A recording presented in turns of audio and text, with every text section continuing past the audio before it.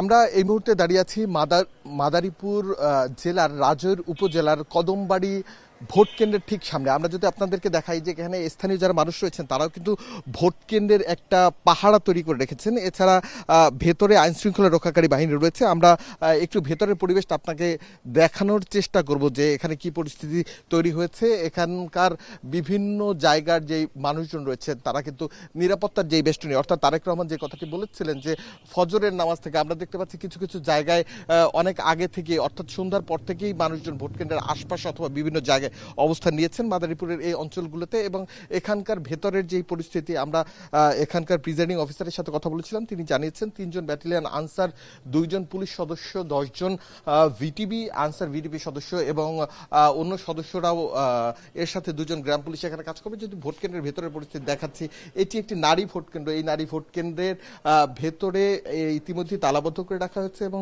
যারা দায়িত্বশীল থাকবেন তারা কিন্তু এখন চলে এসছেন। এছাড়া এই যে কর্নারে কালো যেই পর্দাটি দেখছেন এর ভেতরেই কিন্তু নারীরা ভোট দেবেন, এমনটা আমরা জানতে পেরেছি। এবং এখানকার প্রত্যেকটি ভোট কেন্দ্রে সিসিটিভি ক্যামেরার যে সিস্টেম সেটি কিন্তু লাগানো হয়েছে। প্রত্যেকটি ব্যালট এবং নির্বাচনের যে সরঞ্জামাদি, সেই সরঞ্জামাদিও কিন্তু ইতিমধ্যেই চলে এসেছে ভোট কেন্দ্রগুলোতে। এটি একটি পুরুষ কক্ষ। আমরা যদি পুরুষ কক্ষটি আপনাদেরকে দেখাই, এখানে অবশ্য রাতে থাকার জন্য যারা সংশ্লিষ্ট আইন শৃঙ্খলা রক্ষাকারী বাহিনীর সদস্য রয়েছেন তারা রাতে থাকবেন। আপনি দেখতে পাচ্ছেন এখানে ব্যাটালিয়ন আনসার সদস্যদের এই রুমটি রয়েছে এবং এই রুমে যারা দায়িত্বশীল আনসার রয়েছেন, যারা আর্মসধারী অর্থাৎ অস্ত্রধারী সেই সদস্যরা থাকবেন, যারা ব্যালটের বাক্সের এবং সরঞ্জামের নিরাপত্তা নিশ্চিত করবেন। এখানে আনসার সদস্যদের 2 ভাইকে আমরা দেখতে পাচ্ছি, একজন নামাজ পড়ছেন। যদিও এই ভোট কেন্দ্রটি কালকের নিরাপত্তার ক্ষেত্রে এবং এই যারা আনসার সদস্য রয়েছেন, এমন 3 জন আনসার সদস্য এখানে রয়েছেন। চা মানে লাইফটা ভরপুর, চা মানে ইস্পাহানি মির্জাপুর। 2 জন পুলিশ সদস্য রয়েছেন যারা অস্ত্রধারী থাকবেন এবং যারা ভোট কেন্দ্রের নিরাপত্তা নিশ্চিত করবেন। এছাড়া এই যে সিসিটিভি ক্যামেরাটি দেখছেন, এটি কিন্তু শুধু কার জন্য কালেক্টেড নয়, এটি পুরো বাংলাদেশের, অর্থাৎ ঢাকা থেকে ওই সিসি ক্যামেরাটির মাধ্যমে দেখা যাবে যে এই ভোট কেন্দ্রের মধ্যে কোনো অনিয়ম, অসঙ্গতি অথবা কোনো ধরনের ঝামেলা রয়েছে কিনা। আমরা দেখতে পাচ্ছি যে বিভিন্ন ধরনের ভোট কেন্দ্র পরিদর্শনে অনেকেই আসছেন, কথা বলছেন। আমরা এখন প্রিজাইডিং অফিসার যিনি রয়েছেন তার সাথে একটু কথা বলার চেষ্টা করব, জানবো যে কি অবস্থা। আমরা দেখেছি বিভিন্ন জায়গায় ভোট কেন্দ্রগুলোতে নিরাপত্তা নিশ্চিত রাখার জন্য প্রশাসনের পক্ষ থেকে বিভিন্ন পদক্ষেপ নেওয়া হয়েছে। এছাড়া ডিসির পক্ষ থেকেও বলা হয়েছে যাতে কোনো ধরনের কারচুপি, অনিয়ম কোনো কিছুই না হয়। আমরা দেখতে পাচ্ছি এখানে মাদারীপুর জেলা বিএনপির আহ্বায়ক রয়েছেন। আমরা একটু জানতে চাইব তিনি নিশ্চয়ই ভোট কেন্দ্রর পরিস্থিতি, ভোটের পরিবেশ এবং নিরাপত্তার যে বিষয়টি, সেই বিষয়টি নিয়ে কাজ করতে এসেছেন। আপনারা এখানে কি দেখছেন অথবা সবকিছু মিলিয়ে আপনারা কি কথা বলছেন? এবং যে বিষয়টি আমরা দেখেছি যে একটি নির্দিষ্ট দল ভোট কেন্দ্রে যাওয়ার জন্য আহ্বান জানায়নি, অর্থাৎ তাদের যারা নেতাকর্মী তাদের একটি বিশৃঙ্খলার আভাসও পাওয়া যাচ্ছে। এক্ষেত্রে আপনারা আসলে দলীয়ভাবে কি ধরনের ব্যবস্থা গ্রহণ করেছেন? ধন্যবাদ আপনাকে, ধন্যবাদ এখন টিভিকে। আমরা এখানে ঢুকে প্রিজাইডিং অফিসার যিনি আছে ওনার সাথে এবং আদার্স পোলিং যারা রয়েছে তাদের সাথে আমরা কথা বলেছি। তাদেরকে আমরা একটাই কথাই বলেছি যে দীর্ঘ 27 বছর মানুষ ভোট দেয়নি, গণতন্ত্র নির্বাসনে চলে গিয়েছিল। 5ই আগস্ট রক্তক্ষয়ী সংঘর্ষে বহু জীবনের বিনিময়ে আজকে আমরা ভোটাধিকার ফিরে দিতে পারছি। আপনারা কোনো প্রকার কারো প্রতি, কোনো দলের প্রতি, বিন্দু আমাদের প্রতিও নয়, কোনো শৈথল্য দেখাবেন না। একারে পেশাদারিত্বের সাথে, নিষ্ঠার সাথে, সততার সাথে, দক্ষতার সাথে কোনো প্রকার পক্ষহীনভাবে আপনারা এই দায়িত্বটা পালন করবেন। ওনারা কথা দিয়েছে যে ওনাদের ঊর্ধ্বতন কর্তৃপক্ষ এইভাবে বলেছে, আর যেটা ওনারা সেইভাবেই দায়িত্ব পালন করেছে। সকালে দেখলাম আপনাদের ডিসি সাহেবের সাথে একটা মিটিং করেছেন, যে মিটিংয়ে আসলে নিরাপত্তা জনিত বিষয়গুলি উঠে আসছিল এবং বলা হচ্ছে 381টি কেন্দ্রে, এই যে 3টি আপনাদের আসন রয়েছে নির্বাচনী আসন যার আপনি সভাপতি, এই 3টি আসনের 381টি কেন্দ্রের মধ্যে 224টি কেন্দ্র ঝুঁকিপূর্ণ। এই ঝুঁকিপূর্ণ কেন্দ্রগুলোতে আপনারা যারা প্রার্থী রয়েছেন অথবা প্রার্থীর যারা এজেন্ট রয়েছেন, প্রধান এজেন্ট রয়েছেন, তারা আসলে কিভাবে নিরাপত্তা নিশ্চিত করছেন? নিরাপত্তা একমাত্র আল্লাহ। দ্বিতীয়ত আমি জেলা বিএনপির আহ্বায়ক প্লাস ধানের শীষ প্রতীক বিএনপির মনোনীত প্রার্থীর নির্বাচনী চিফ এজেন্ট। আমরা আমাদের তরফ থেকে আমাদের নেতা কর্মীদেরকে নিরাপত্তা দেওয়ার জন্য সার্বক্ষণিক কাজ করে যাচ্ছি এবং আগামীকালকেও ভোটের রেজাল্ট শিট নেওয়া পর্যন্ত সে দায়িত্ব আমরা পালন করব।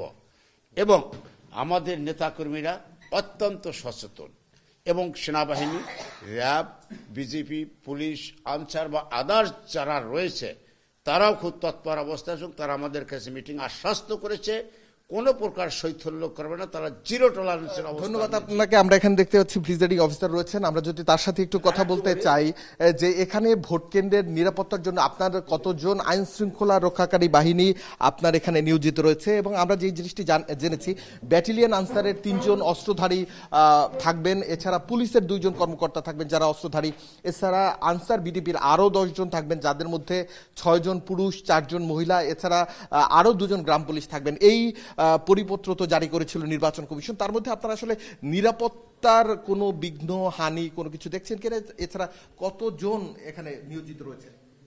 এখানে পুলিশ 2 জন এবং আনসারের 13 জন, মোট আইন শৃঙ্খলা রক্ষাকারী বাহিনীর 15 জন সদস্য রয়েছে এবং আমার পোলিং অফিসার, সহকারী প্রিজাইডিং অফিসার ওনারা রয়েছেন।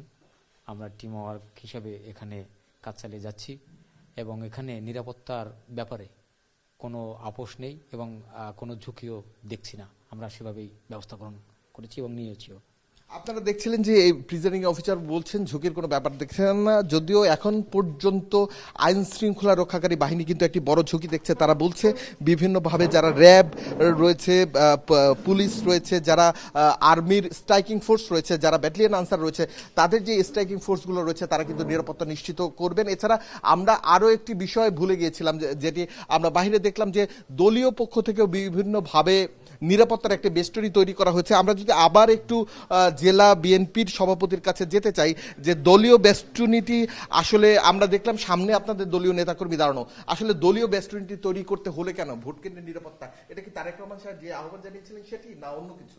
না, এটি আমাদের বিবেক এবং তারেক রহমান বলেছে যে ভোট কেন্দ্র নিয়ে ষড়যন্ত্র চলছে, একটি পক্ষ একটি দল বিভিন্নভাবে ষড়যন্ত্রে তারা মরিয়া হয়ে আসছে, জনগণের ভোট ছাড়াই তারা ভোট ছিনতাই করে টাকা দিয়ে ভোট কেন্দ্রে ওই যে ভেস্তের টিকিট বিক্রি করে তারা যাওয়ার চেষ্টা করছে। এ কারণে আমরা আমাদের ভোট কেন্দ্র যাতে ছিনতাই না হয়, কেউ যেন অনৈতিক প্রভাব বিস্তার করতে না পারে, এ কারণে আমাদের নেতাকর্মীরা সজাগ রয়েছে এবং অতন্ত্র প্রহরীর মতন থাকবেন।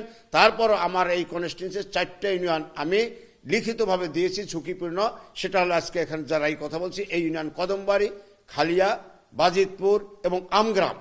আপনার সামনে তো প্রিজাইডিং অফিসার বলছিলেন যে এই ইসের কোনো ঝুঁকি নেই, তাহলে আপনি কিভাবে ঝুঁকি দেখছেন? ঝুঁকি দেখছি, উনি এখনো বলল আগামীকালকে 4:30 পরে বলতে পারবো যে কতটুকু ওনার দায়িত্ব নিরপেক্ষতার সাথে পালন করে। তবে আমি আশাবাদী যে ওনারা অবশ্যই সততার সাথে, দক্ষতার সাথে, পেশাদারিত্বের সাথে নিরপেক্ষভাবে দায়িত্ব পালন করবে। তবে চূড়ান্ত সিদ্ধান্ত আমি আপনাকে জানাতে পারবো ভোট শেষ হওয়ার পরে 4:30 পরে আপনাকে জানাতে পারবো যে আসলে কতটুকু নিরপেক্ষ, কতটুকু সুষ্ঠু।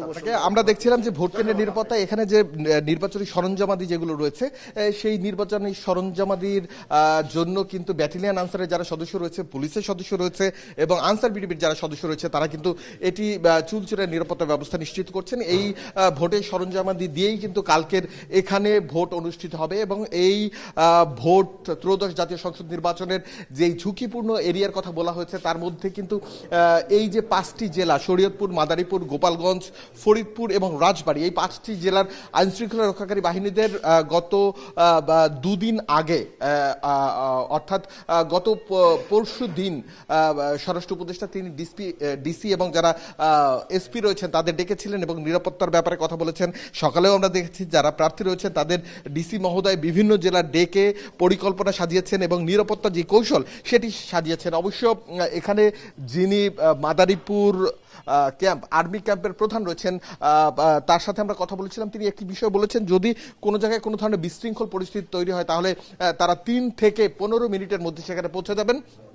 এছাড়া আমরা আরেকটি বিষয় জেলা প্রশাসকের পক্ষ থেকে দিক নির্দেশনা দেওয়া হচ্ছিল যে কোনোভাবেই যাতে যারা কর্মরত রয়েছেন আনসার, বিডিপি এবং অন্য সদস্য তাদের সাথে কোনো প্রার্থী এবং কেউ অনৈতিক কোনো ধরনের লেনদেনে না যান, যদি যান সেক্ষেত্রে তাদের শাস্তিমূলক ব্যবস্থা করা হবে এমনটা বলা হয়েছে। এছাড়া আমরা যেই বিষয়গুলো জানতে পেরেছি যে এই পুরো জেলায় 7,000-এর বেশি নিরাপত্তা রক্ষাকারী বাহিনী অর্থাৎ আইনশৃঙ্খলা বাহিনী কাজ করবেন, যাদের বিভিন্ন ভাগে দেওয়া হয়েছে। এছাড়া 7টি প্লাটুন, 7 প্লাটুন আনসার বিজেপির যে সদস্য রয়েছেন তারাও কিন্তু মাঠে কাজ করছেন।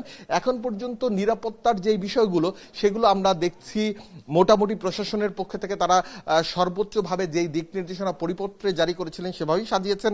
অপর দিক থেকে আর্মির যে স্ট্রাইকিং ফোর্স রয়েছে এবং অন্যান্য বাহিনীর যে স্ট্রাইকিং ফোর্সগুলো রয়েছে তারা যেভাবে কাজ করছেন, যেই কৌশলে কাজ করছেন, সুরক্ষা অ্যাপের মাধ্যমে কাজ করছেন, অর্থাৎ কোনো জায়গায় যদি কোনো ঘটনা ঘটে সেখান থেকে তার পার্শ্ববর্তী টিম এবং তার পার্শ্ববর্তী টিম যেই কৌশলগুলো সাজানো হয়েছে তাতে তারা একটি জিনিস নিশ্চিত করে বলছেন যে মাদারীপুর সহ এই 5টি জেলায় কোনো ধরনের সহিংসতা ঘটিয়ে কেউই পার পাবে না এবং কোনোভাবেই তারা আইনের আওতার বাইরে যেতে পারবে না, এমনটা নিশ্চিত করা হয়েছে। তবে এখন পর্যন্ত আমরা পরিস্থিতি মোটামুটি স্বাভাবিক দেখছি।